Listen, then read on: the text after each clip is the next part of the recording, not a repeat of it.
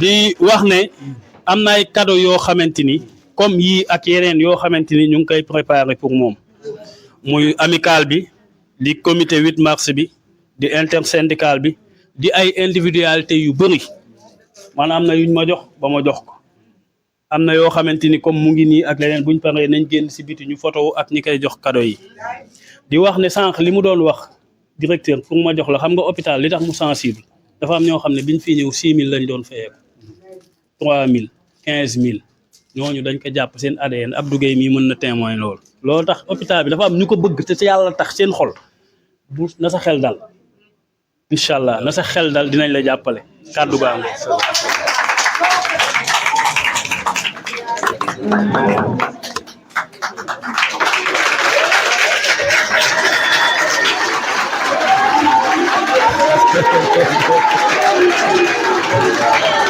merci beaucoup jërë ngeen jëf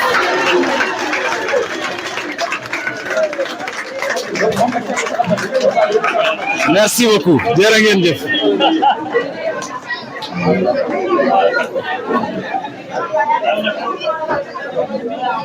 alhamdulillahi rabbil alamin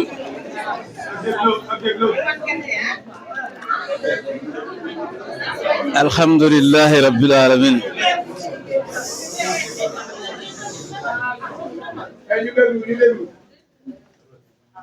ñetti at si ginnaaw sama soxna am na fi doom fii ci hôpital bi li taxoon ma yóbbu ko fii parce que man fii la dëkk Kër Njaay Lo fii ma gëm ni dañoo war a defar li ñu moom ba ñun ñu ñeme fa ndaxte man personnel de santé la am naa ay xamel yu bari amoon naa fu ne pour yóbbu ko fa waaye ma gëm ni dëkk bu naree dox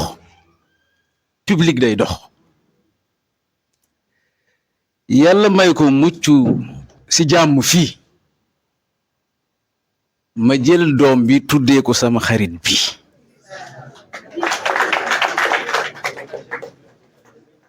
ndax lim ma woon lim ma ji lim ma xamal te xëy na sax looloo tax ma toog fii tey madame la directrice Khadijatou Sarr Kébé damay bég trop si bi may wax si moom ndaxte doyul rek mu nekk Khadijatou di yaayu umma bi pour ñi xam waaye def ko mat mu bari yërmande lool teg ñu ci temps lool bari na li ma ko ñaan mu faj ko waaye dafa fekk si li ma Njóoba wax doon wax sànq ñaan nit ki loo xamante ne jéggiwul yoon ngir yàlla boo leen may ñaan dara bu mu jéggi yoon ndaxte ku ma ñaan li ma yor mën naa kaa joxe li ma moom mën naa kaa joxe ki ma ñaan lu ñëpp bokk faaw ñu waxtaan ak ñëpp ku ma ñaan li keneen moom tam duma ko joxe gis naa fi samay mbokk deret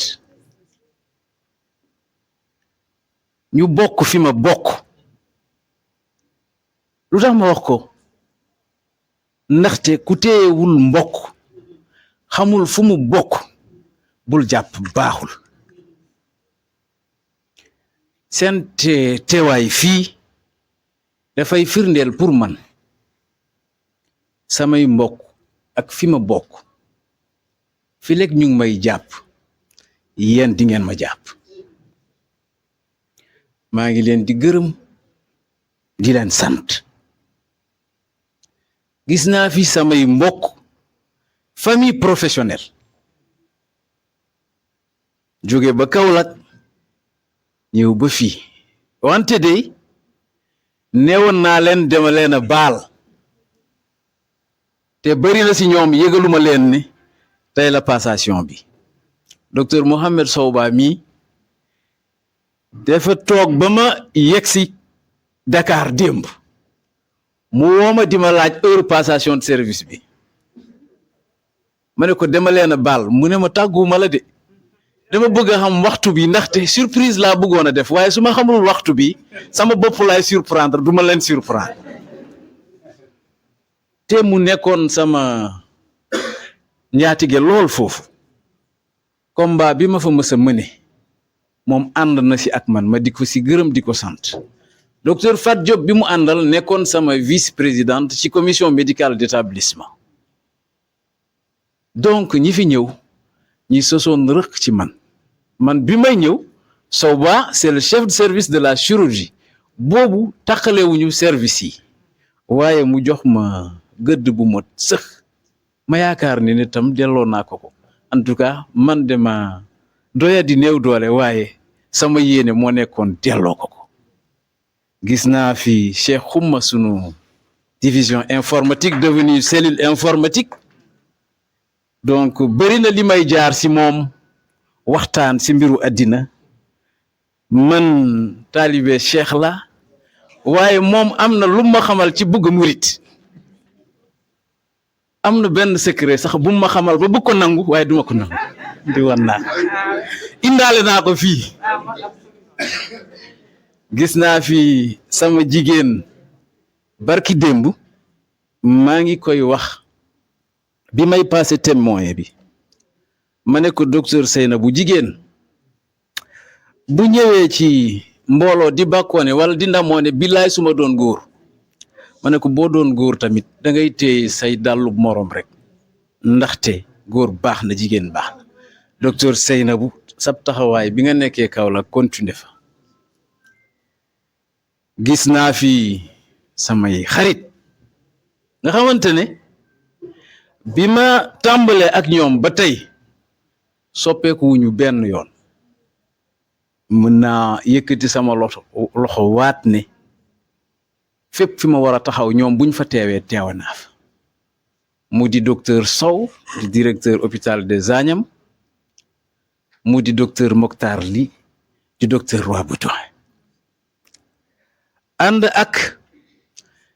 ñoo xamante ne man dama jóg rek màggandoo ak moom Mboolo Biraan mënumaa bañ a tudd Mboolo Biraan comme ni ko sama papa ji waxe ndaxte fala lépp soso hôpital Dantec bi ñuy am 100 ans dañoo amoon benn affiche bu mag ñu bind fa fala lépp soso ñu am ay xaritu ñàkk yoo xamante ne dégguñu olof ñu tàmbale fa fu ñu gis rek ñu ne fala lépp soso Mboolo Biraan tam fala lépp soso donc ñoom duma leen duma tudd seeni tur ndax damay ragal a juum waaye gis naa leen gërëm naa leen sant naa leen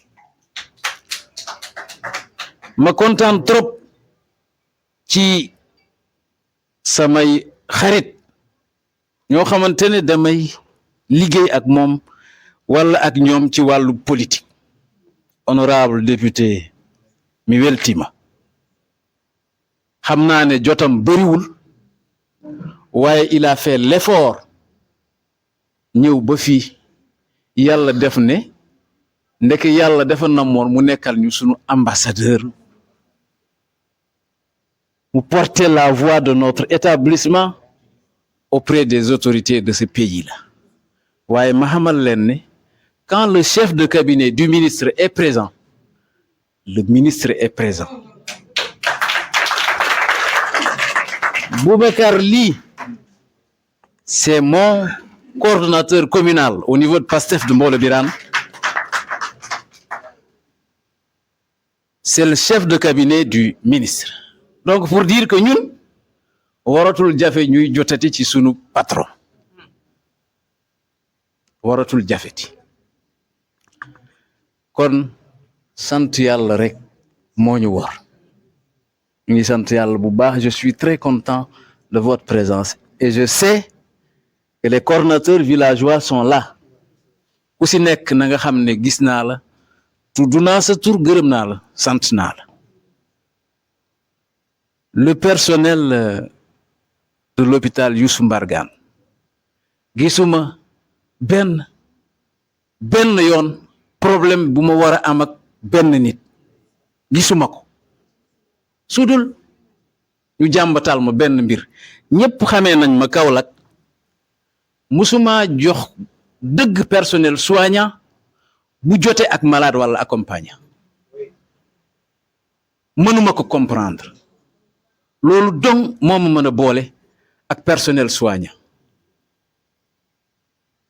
nga yëkkati kàddu bu rafetul nga wax ko malade wala ki mu àndal ndaxte ñun yàlla dañoo yóbbu ba fii malade dafa ñëw yem ñu fii yërmande kese képp dong lañu war a am si ñun yàlla def na depuis plus de 10 jours maa ngi jàngat le document de passation de service te yàlla xam na ne xam naa lu bari ci document yi ndax pratique ko pendant 7 ans document rek waaye lii directeur joxe wax dëgg yàlla neex na wax dëgg yàlla kuy wutu directeur ci direction bu nekk da ngay sawar trop ci gis lu mel noonu ndaxte lépp jaar na yoon hôpital bi day am bor comme hôpitaux yëpp waaye am na ñu ko ameel tam comme nu ñuy amalee hôpitaux yëpp waaye lu si gën a neex mooy am ay services yuy dox comme nim ko waxee man noonu laa gëmee médecin xëy di job rek ba job bi jeex dem sa yoon médecin warul am jotu wax de warul am jot wax ju sew waaye comme que ci société bi lañ bokk hôpital bi bokk ci société bi wax ju sew tam mënul ñàkk waaye su amee te jógewul ci ñoo xamante ne ñoo waroon porter l'étendard de l'établissement loolu amul benn problème amul benn jafe-jafe dañ koy gérer rek ku si nekk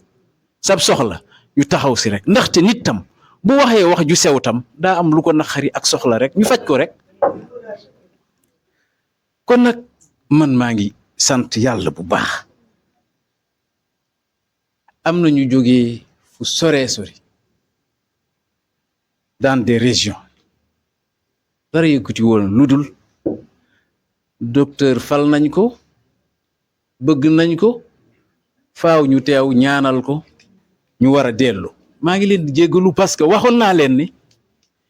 lii midi dafay jeex waaye yàlla daal lu mu dogal rek muy loolu léegi nag wax naa ak waa saal bi ngeen may ma wax ak waa Sénégal ndaxte la langue officielle c'est le français mesdames et messieurs ngeen baal ma bañ a tudd protocole bi permettez-moi moi votre humble serviteur de rendre grâce à Dieu, prier sur son bien-aimé prophète alayhi salatu wa salam, d'honorer nos parents, prier pour les disparus et pour ceux qui sont là encore, yàlla guddal seeni fan.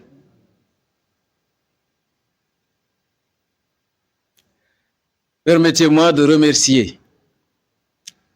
Monsieur le Président de la République, remercier le Premier ministre,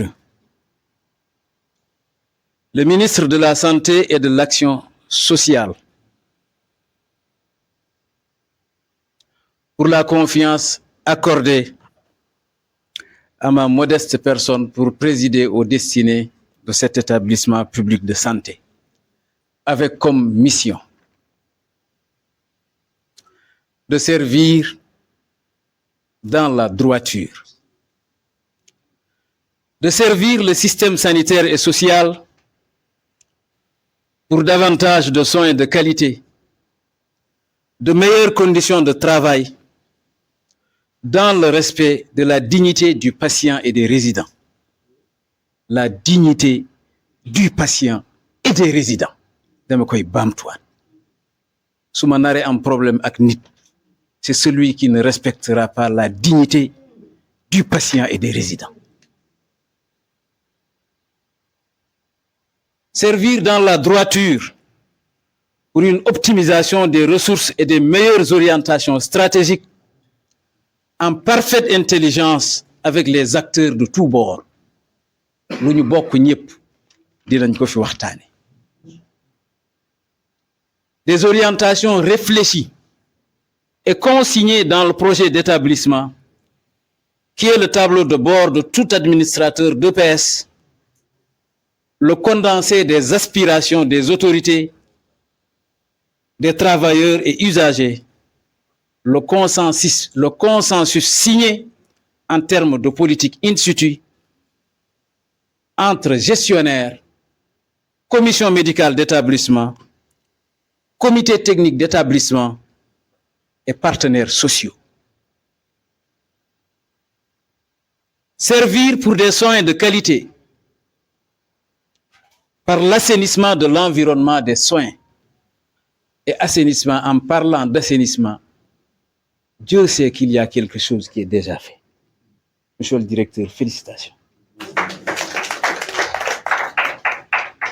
Les infrastructures, les installations techniques et le relèvement du plateau technique. Mais à quoi sert un plateau technique relevé s'il n'y a pas de professionnels aguerris pour les utiliser et s'il n'y a pas de personnel de soutien conscient et conséquent? À quoi ça sert? Et Dieu sait qu'en termes de personnel aguerri, vous en avez fait. Félicitations, monsieur le directeur. Donc, soignez dans la plus grande empathie. Je répète encore, soignez dans la plus grande empathie. soo amee lu ma mën a boole ak nit mooy wax na malade lu mu ko warul wax wala wax na accompagnant lu mu ko warul wax. Soignez avec le cœur et dans la plus grande compassion. Bref, usez pleinement de la notion d'obligation de moyens. Kenn waxuñu di ngeen wéral diw par force waaye yoon de dafa ñu ne lépp loo mën ci xam-xam ak ci wàllu moyen def ko si ba yàlla wéral malade bi waa mu def leneen waaye yow tu dois être irréprochable en tant que personnel soignant. Soyons irréprochables.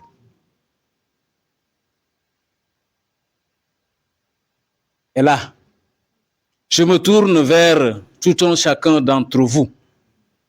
pour lui donner le titre d'ambassadeur pour un accueil chaleureux de toute âme qui se tournera vers nous et séjournera dans cet établissement dans l'espoir d'une guérison future. Si monsieur le directeur se pointe à 7 heures du matin pour être à côté du service ou bien de l'unité d'accueil et d'orientation, c'est pour dalal xelu maladie, dalal xelu accompagnant, mais aussi ñun personnel bi. Wala personnel bi mu jàng si sama njiit waruma jiite ci liggéeyukaay bi. waaye à quoi ça sert jiite ci liggéeyukaay bi ba pare toog di waxtaan ba midi? À quoi ça sert? Kon nag nañ jublu ci liggéey bi. xam naa ne yéen a ngi si xanaa labbali rek. Servir dans l'innovation par la réflexion et la création de mécanismes nouveaux, rapprochant davantage les soins aux populations, leur permettant un accès à toute heure et à tout moment à l'hôpital, non seulement à travers un service d'accueil et d'urgence plus que performant, mais aussi une offre de santé globale par des professionnels qui assurent et qui rassurent. Quand les urgences marchent dans un hôpital, tout marche. Mais faut-il encore que nous soyons des professionnels? Et quand on est professionnel, on assure et on rassure. Je n'ai aucun doute que nous avons ces professionnels-là. Mais mon devoir et ma mission, c'est de le rappeler au quotidien. Et dinaa ko rappeler tamit. Servir pour de meilleures conditions de travail par une politique d'amélioration continue du cadre de travail et la promotion du dialogue social, moteur essentiel d'un climat apaisé, lu ñëpp bokk na si ñëpp jot lu ñëpp bokk kenn du ko paaco dañu koy pencoo fii. Ainsi donc, nous venons de résumer la lettre de politique sectorielle qui est elle-même un contenu de l'agenda de transformation 2050 tel que voulu et conçu par le président de la République, par le Premier ministre, pour un Sénégal souverain et prospère. Jub, jubal, jubanti. Je vous remercie. Merci directeur ñu jox imam mu ñaan tëj ñëpp kontaan nañ bala ñoo jóg ñu def ñaan pour mission bi doon mission bu yomb imam kàddu gaa ngoog ba Cheikh Dia ñu ngi leen di nuyu ngeen def ñaan ñu mën a dem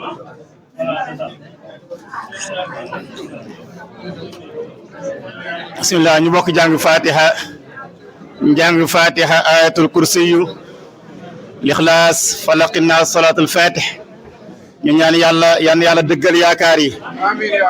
luñ fi ñaan ak luñ fi yaakaar yëpp olof nee na xamuñ ku doon góor ku yàlla dimbale lañ xam directeur ñoo lay ñaanal yàlla nga ànd ak dimbalal yàlla lépp loo xam ne ay yaakaar la yàlla ko yàlla dëggal ayatul kursi yi nga xam ne joxañ nañ ko ci samp doomi aadama yàlla na la samp waaye ñu ngi ñaan ci barkeem alquran ji ñuy jàng ay yi ñuy jàng ak si qul huwallahu ahad ñaan yàlla na yàlla gërëm jëf gi lépp mu nekk ak jaamu yàlla nga xam ne gannaaw buñ ci jógee duñ ci jëlee mukk lu naqadi yàlla xanaa lu neex yàlla rek la ci jëlee ñu ngi ñaanal directeur bi dem gannaaw ba nga xamee ne gërëm nañ ko yàlla na ànd ak ngërmande yàlla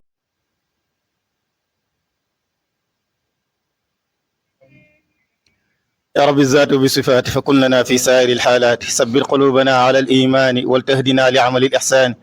وانظر إلينا وانصرنا الدين اللهم انظر إلينا وانصرنا الدين أد حقوقنا وأد الدين وهب لنا ذرية مباركة تكون لله بلا مشاركة وجاز عنا كل من قد أحسن إلي من رب الجزاء الأحسن بالمصطفى الشفيع يوم المحشر خير الورى من قد حبي بالكوثر صلى عليه ربنا وسلم وفاض بالخير لنا وعمما ويا رب صل وسلم على عين الرحمة الربانية سر الربوبية صلاة ترب لنا بها شؤوننا في الظاهر والباطن والدنيا والآخرة يا رب العالمين بركة اللهم صل على سيدنا محمد الفاتح لما أغلق والقاتم لما سبق ناصر الحق بالحق والهادي إلى صراطك المستقيم وعلى آله حق قدره ومقداره العظيم ولا حول ولا قوة إلا بالله العلي العظيم يا قديم يا قائم يا دائم يا فرد يا وتر يا أحد يا صمد يا حي يا قيوم يا كريم يا رحيم يا صند يا من لا سند له يا من إليه المستند يا من لم يلد ولم يولد ولم يكن له كفوا أحد يا ذا الجلال والإكرام إن الله وملائكته يصلون على النبي يا أيها الذين آمنوا صلوا عليه وسلموا تسليما صلى الله تعالى عليه وعلى آله وصحبه وسلم تسليما سبحان ربك رب العزة عما يصفون وسلام على المرسلين والحمد لله رب العالمين